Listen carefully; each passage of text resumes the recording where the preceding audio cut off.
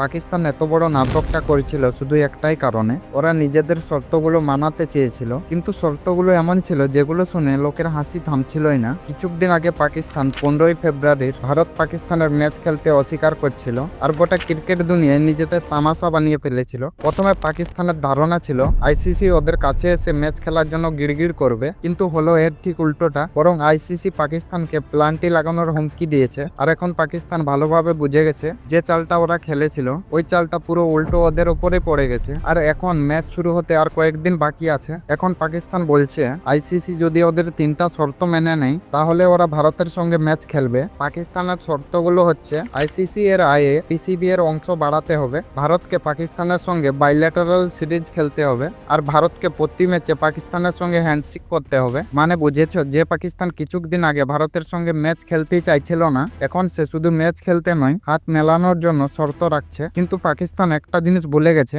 ICC চাইলে ওদের revenue model বদলাতে পারবে, কিন্তু বাকি দুটো শর্ত আইসিসি এর হাতেও নেই। কারণ ভারতের সঙ্গে পাকিস্তানের না খেলার সিদ্ধান্তটা আইসিসি নেয়নি, এটা নিয়েছিল ভারত সরকার। এখন তোমার কি মনে হয় পাকিস্তানের এই শর্তগুলো আদৌ কি পূরণ হওয়া সম্ভব?